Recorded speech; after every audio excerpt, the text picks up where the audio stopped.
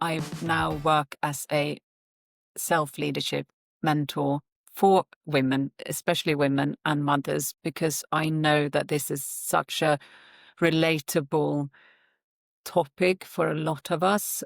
And I can also see that it goes through different generations.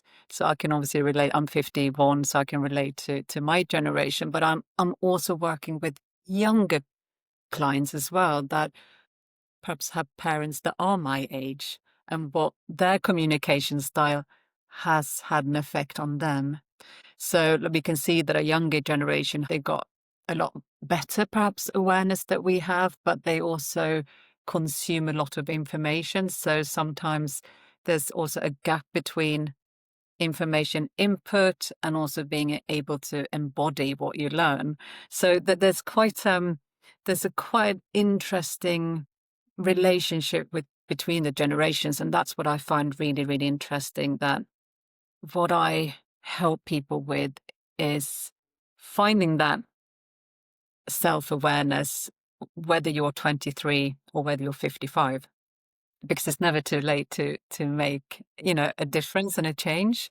And I call it almost like a missing link, because I don't need to help women or mothers to be successful. They are so capable, and we achieve most things that we put our minds to. So that's not a part that I help people with, but it is discovering that missing link so they can also enjoy all their achievements on the inside. They can enjoy the outer success mixed with that inner success of finding that genuine calm and joy and fulfillment in life that we all want. So it's not one or the other, but it's really being able to combine them. But yeah, it is that missing link of being able to communicate through your emotions. Yeah, absolutely.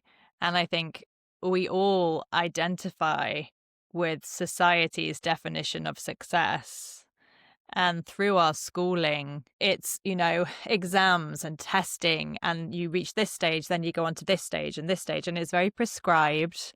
And you're funneled in one way or another, depending on your strengths and weaknesses. And then you're expected to go out into the world and do X and Y and Z. And we can achieve all of those things and play by those rules, yet, Mm. as you say, still feel quite empty. It's just a void. It's a black void that we can't identify, because we know. This is what I've noticed over the years, is that a lot of women and mothers as well, we've sort of been, because we are so capable, we think or we believe that we can work ourselves out of something. If we just work a little bit harder, a little bit quicker, this is going to be okay. And it's the opposite of what we need to do. Do you think as well, I mean, it is intergenerational. I think about, the examples. Like, my parents are such capable people, and my father's always been self-employed, and he would literally say, you have a problem, you roll up your sleeves and you work through it.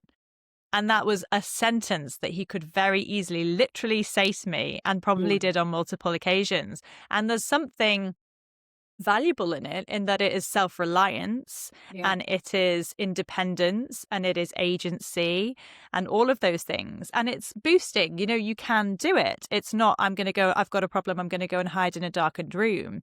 And, their generation is brought up by the Second World War generation, and it's keep calm and carry on. And it's stoic, and it's stiff upper lip. So all of these things kind of trickle down, and each generation has to do a little bit of unpacking, but that there's actually a balance and a nuance in it that we're missing. Like, yes, you are capable.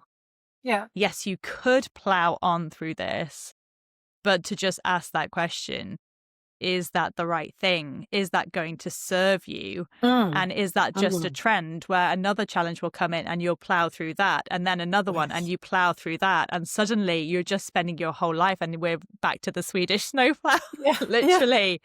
Yeah. Yeah.